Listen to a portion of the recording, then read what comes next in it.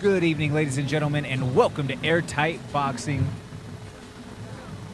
Check 1 2, check 1 2. We're here for the Airtight Boxing Rapid Fire pre-show. I'm not hearing any feedback in my cans. Sounds good. You're not hearing anything on yours? I have no feedback. I have no feedback.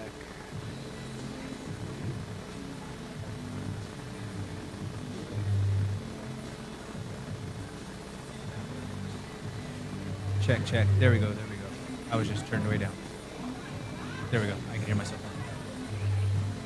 Georgie, can you hear yourself? Can you hear your feedback? Let me see. Yep, I can hear me. Can you Gotcha. hear me on your behalf? Put that there. All Treat right. that thing like it's a nip. It's red. It's bothering me. Oh, my bad. Cool. You know, I was like, you can't be too close, even though I was wearing an all red shirt yesterday. I mean, pink is close enough on I think so the too, but trunks, you know. it's all right. Not too far off. The Eclipse Event Center off of Sheridan in Denver, Colorado. Here for Airtight Boxing Rapid Fire.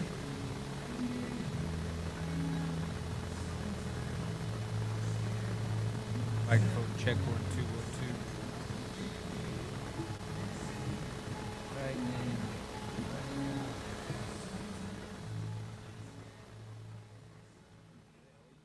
Do they always do them this late? Or are they usually like a little earlier? Usually like a 7 start. All the time, even without the 3-day weekend? Well, they have it scheduled for a 7:30 this time, but the other ones have all been like, I'm pretty sure it's all been a scheduled 7 o'clock start. I don't know why 7:30. If it's because of the weekend or what? Who knows? I mean, so I'm assuming they go more relatively fast with these boxing matches, or you think depend hit and miss? Georgie? We're live, so sometimes you know how the shows. We're just live on our YouTube, testing the audio right now, but don't know what's officially captured on wax and on record. So Gotcha. you know how sometimes the proceedings of order of operations at Yeah, shows can things have some happen, yeah. some I don't think there's a complications. show that can ever just go as planned, regardless.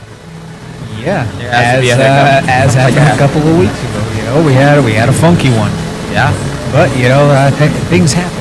Yeah, Things that- get wild. that wasn't very intense. Never seen anything like it. I thought that was only in the UFC. Yeah, moving along from that one. Yeah, this weekend with it being no fights from any major organization, I'm surprised that there wasn't any sort of show or big talk. Or I don't know. I guess it put more of the focus on all the stuff that happened at Raja. Or I guess Miss. Yeah, the Misfits show. Yeah, and I guess that's all good and great. And you know, it took boxing TikTok dancer for Tony Ferguson to get a win, Hey. but I will take it. That's what I was gonna get to. I mean, a win's a win at the end of the day, and I think he was overdue for one. You know, beyond. It Since kind of 2019. and the way he was celebrating, man, it kind of just made you feel happy for Yes. him. You know, the way he celebrated, you could see he obviously could needed feel it. that, and the He could dancing feel that the he weight did. of the Yeah, losses. it looked like him again, Yes. per se. Yeah. Just to see him kind of smile, like the yelling, the way that he yelled out Yeah, after, like yeah, all for of that, sure. you know, like that was the encouraging part of it. Yeah, exactly. You know, to see him be able to get the win is, you know, sometimes though you look at the circumstances, though, Yeah. how cruel and unforgiving the game can be when, again, in 2019, that guy was on a 12-fight win streak and was thought of as the boogeyman. Yes. Like, that was the dude that nobody wanted to see. Nobody wanted to touch Tony. Right. Then, the fall that he, you know, just unfortunate. It's Yeah. unfortunate how unforgiving that the game is. You know, but he always had that grits in him, man. He was always willing to fight. He was always a dog. It's just, you know, I think everybody has a point in their career where we got to hit that peak, and then we come down. Sometimes we pick it back up. Sometimes we don't. You know, I think it's part of, I would say, just about every single career. there's very few, but I'm sure they hit some kind of obstacle still where, maybe we didn't see it as fans or whatever, but maybe internally, mentally, there's always something that they go through, with their career. And that's where I would also say it's fair too that on Tony's side,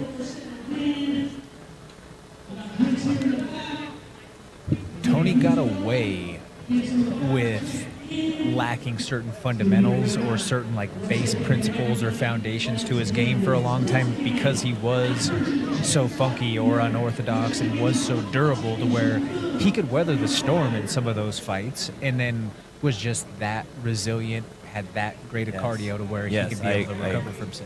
1000%. That and his grits, just being willing to come forward still. Right. You could hit him and he would still come forward. Because if you look at some of the fights in that streak, you look like Lando Venata had him hurt multiple times throughout that fight. That could have been almost called at certain points. The Edson fight, there's a few fights throughout the course of that streak or throughout the course of his time that he won that it's almost, like he was a step away. Even Pettis, for that matter. Pettis at the UFC 229 before he broke his hand and then Tony took over in the second round. Yep. I mean, one of the photo images of that is Pettis on top doing the tongue in the air. In like the air, with the blood all over yeah. his- Like, there's just like I say, there's many moments throughout Tony's streak where he was in danger, but that's also what Found made a way. it so fun to watch was he was a risk taker. Yeah. He's definitely one of those, the fight's not over till the bell rings, You could never count him out at any point. He would find his ways. He was always coming forward very aggressively, too. Like, he looked like you literally would have to. He's the definition of a kill or be killed. The Faces of Tony was a real thing. Yeah, he had enough pictures come out where he could make a horror film story, with just the pictures of his fights. I'm like, wow. So I'm friends with Josh Thompson, right? The punk. Yeah. Former, longtime high performer, champ of the Strikeforce world, run in the UFC, fought in Bellator, media personality, all of that. And he still speaks about regularly on his show with Big John about how the Tony Ferguson fight was the moment where he knew that he was no longer the same fighter. Yeah. Being the guy who was basically for the majority of his career, he talked about like, hey, I fought in the top 10 for most of my entire career. He said, but that fight against Tony, the way that he hit me or the angles and the element of surprise that he had me throughout. And so like, again, fought some of the best throughout the entirety of his run. But the way that Tony hit him and cut him open with elbows from crazy angles, he said, like, I don't have a problem with a receding hairline even at this stage of his age, but it looks like he kind of does on one side. He says, it's not my hair receding. That's the scar from Tony Ferguson's elbow cutting him open. Wow. I didn't even know about that. That's he said insane. that's one of the scars. Like, so his hairline on one side does look like it's pushed back a little bit farther. He said, no, that's just literally the scar his from elbow. Tony. Wow. He said that after a fight, through his entire career, even the fights beyond that, and any time before, he had never felt like he felt after the fight with Tony, because he said he felt like he lost. Maybe it was just a combination of the adrenaline or lost so much blood in the fight that he just sat in the shower for 30 minutes after shivering. Jeez. Yeah, Tony's a different breed for sure, man. A whole different breed. He's definitely one of those that you fight me, you're gonna remember fighting me type of person as well. He's a different breed. That's the least to describe him.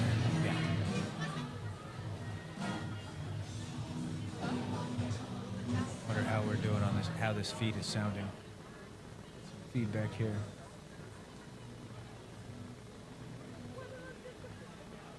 How are we sounding on the feed? You guys done? It sounds great. Sounds great. So you're done. Do you want us to run through this card talk, or we just testing? On the pre-show. Oh, we just been chatting, talking fights. Well, there you go. We're testing. Now tell them what's going on. We'll sign up. Perfect. All right.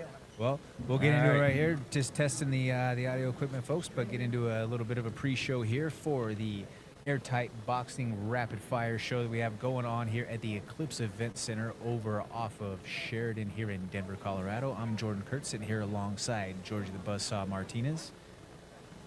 Running down this card, in the main event, we have a pro boxing matchup between A couple of guys who are excited to go out there and put on a show in front of this crowd. We have the Russian concussion Gino Shvedov taking on Marcos Rodriguez.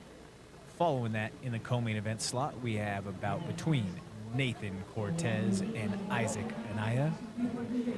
We've also got a pro matchup between Raymond Rivas and Julio Lanzas Carrillo. We've got a pro matchup between Christian Escobedo and Kirk Lovato. We've got a few AMI fights on the card. George, you want to read those off for him? You can go ahead. We've got Ahmed Bernard.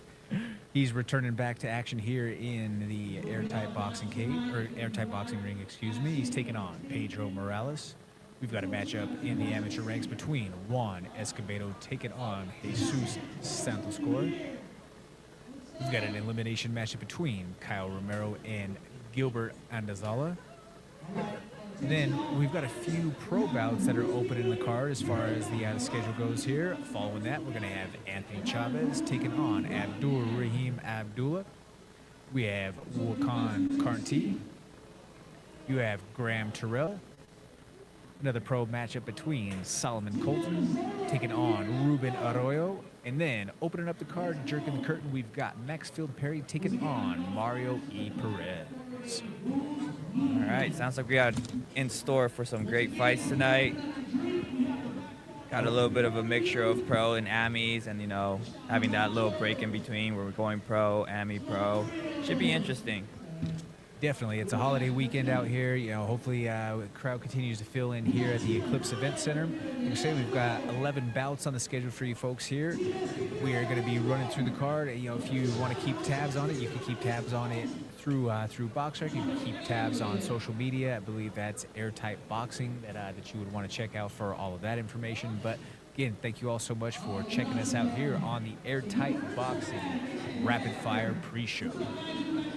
We'll see you guys back at 7:30 here for the first bout.